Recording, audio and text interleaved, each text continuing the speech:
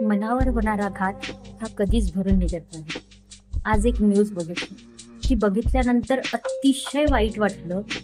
त्या न्यूजमध्ये एक स्त्री आपल्या 1 वर्षाच्या मुलाला फ्लायओव्हरवरून फेकत होती. ती फेकू शकली नाही कारण तिथे लोक जमा झाले, पोलीस आले, तिला समजवण्यात आलं. त्यामुळे त्या मुलाचा जीव तर वाचला. आणि ती त्या मुलाला फेकण्याचं कारण म्हणजे तिच्या फॅमिलीमध्ये चालू असलेले तिचे वाद. आणि त्या वादामुळे ती इतकी मानसिकता तिची बिघडलेली होती की त्यामुळे तिला इतकं मोठं डिसिजन घ्यावं लागलं. ते ऐकल्यानंतर कळलं नाही की यात चुकीचं कोण आहे. तो बाळ ज्याचा यात काहीच रोल नाही, ती आई जिने एवढं मोठं डिसिजन घेतलं की तिच्या फॅमिली मेंबर्स जे कुणी आहेत, जे सतत तिला प्रेशर टाकत असतात किंवा कुठल्या तरी कारणाने सतत काहीतरी वाईट बोलत असतात की त्यामुळे तिला समजत नाही की तिचं अस्तित्व कुठे आहे आणि ती असं काही डिसिजन घेतो. नक्की मला कमेंटमध्ये सांगा की हे काय आहे. जेव्हाही अशी न्यूज ऐकते तेव्हा आपल्या मनात हे येतं की खरंच काय ती आई, कशी ती आई. पण कुणी हा विचार करत नाही की तिच्यावर असं काय झालं, असा कुठला प्रहार झाला की ज्यामुळे तिला एवढं मोठं डिसिजन घ्यावं लागलं. आपणा सगळ्यांना माहिती आहे, इवन आपल्या सासरकडच्यांना सुद्धा हे माहिती असतं की प्रेग्नेन्सी काळामध्ये स्त्रीमध्ये असंख्य बदल होतात, हॉर्मोनल चेंजेस होतात. आणि त्या काळामध्ये जर तिला कुठलं प्रेशर देण्यात आलं किंवा काही सतत बोलण्यात आलं किंवा तिला प्रेम मिळालं नाही तर त्याचा दुष्परिणामसुद्धा तेवढाच होतो. हे माहीत असताना सुद्धा अशा असंख्य स्त्रिया आहेत की ज्यांना अशा प्रहारातून बाहेर निघावं लागतं.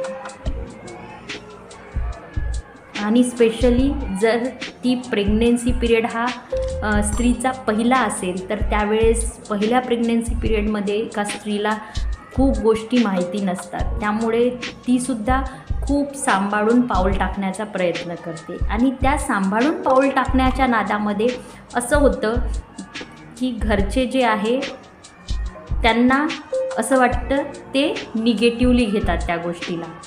आणि मग तिला टोमणे मिळाले जाते की हीच पहिल्यांदा प्रेग्नेंट झाली का, आम्ही काही मुलं जन्म दिले नाही का.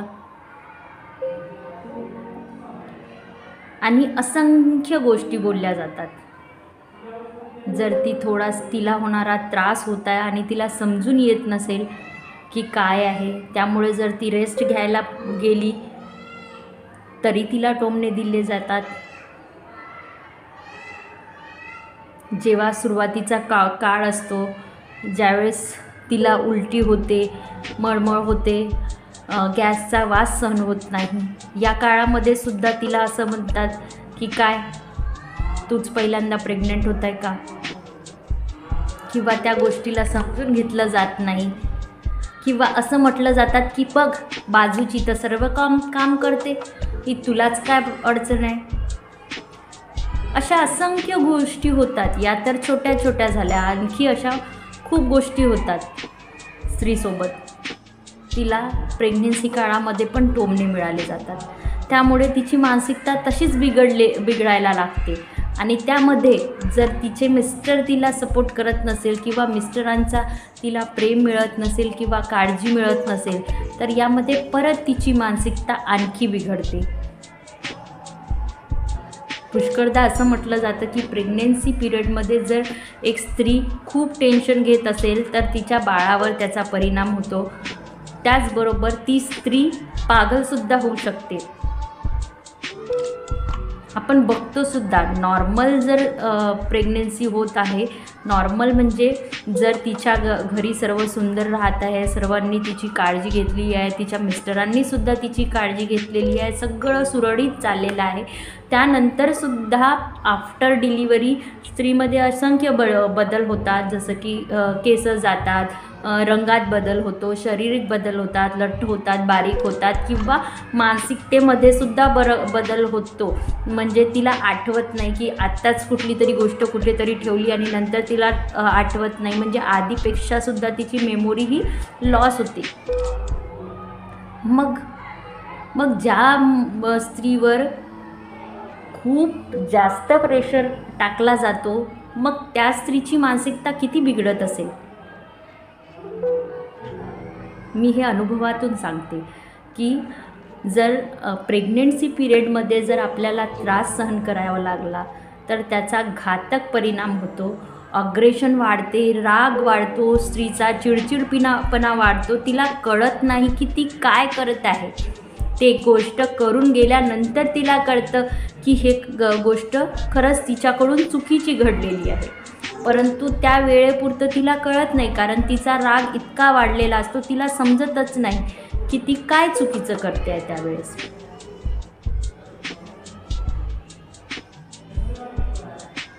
पुष्कळदा असं होतं की तिचा राग घरचे समजून घेत नाही आणि त्यामध्ये परत जास्त तेल टाकलं जातं आणि ते रागाला आणखी जास्त वाढवलं जातं.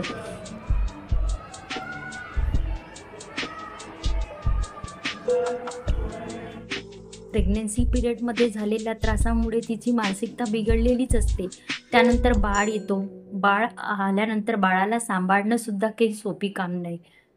बाळाला सांभाळता जर घरामध्ये 10 लोक असतील तर त्यांनासुद्धा सांभाळणं कठीण जातं. त्यामध्ये जर त्या स्त्रीला एकटीला सायंकाळला रात्रला कधीही उठावं लागतं.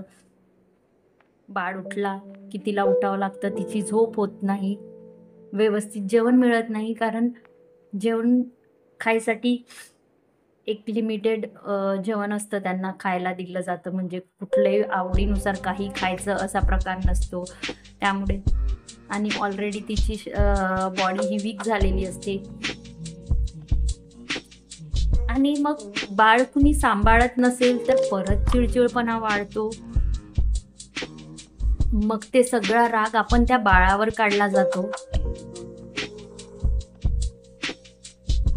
आणि त्याचा रिझल्ट जी न्यूज मी सुरुवातीला सांगितली.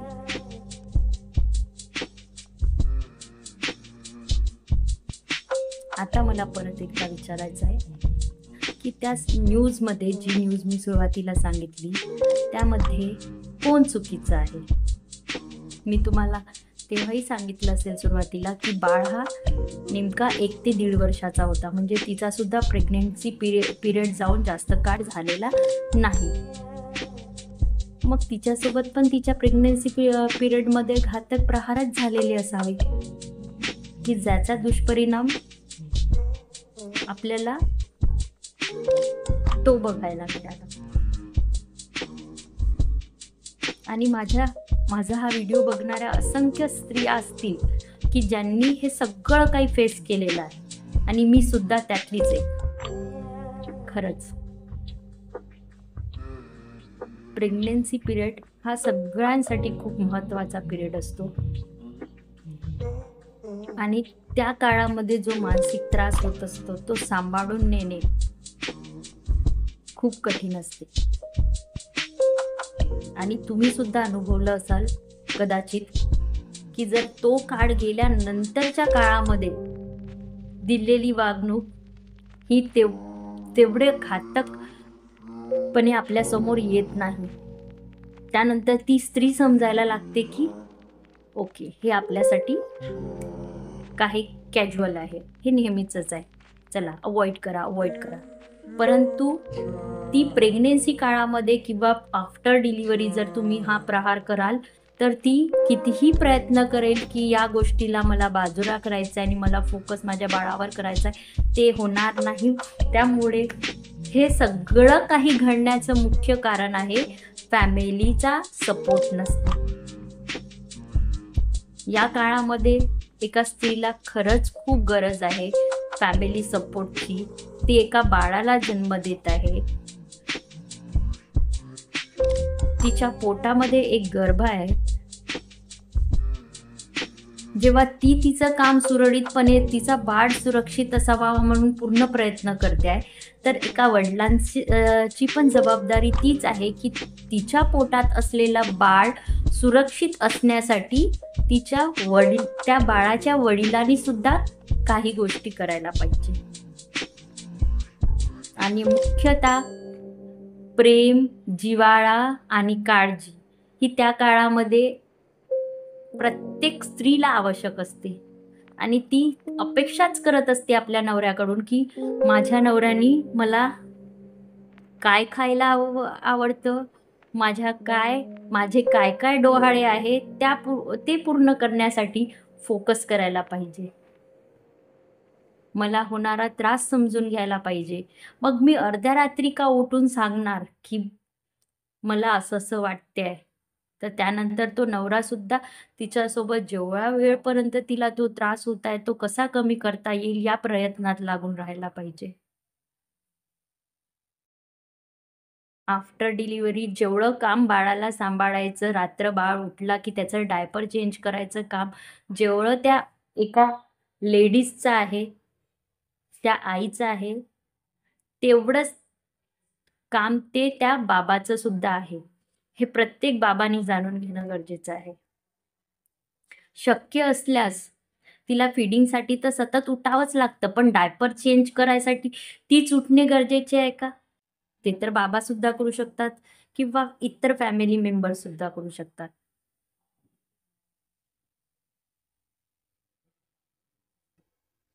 मला फक्त प्रत्येक पॅरेंट्सला किंवा प्रत्येक हस्बंडला हे सांगायचं आहे की तुम्ही तुमच्या फॅमिलीमध्ये अशा पद्धतीची न्यूज तुम्हाला घडवून नसेल आणायची असेल, तर प्लीज प्रेग्नन्सी काळामध्ये तिला समजून घ्या, तिची काळजी घ्या आणि आपल्या फॅमिली मेंबरला सुद्धा समजावून सांगा की हा काळ किती कठीण आहे.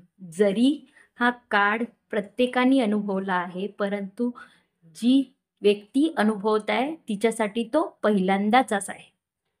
या गोष्टीचा भान सतत आपल्याला असणे गरजेचे आहे.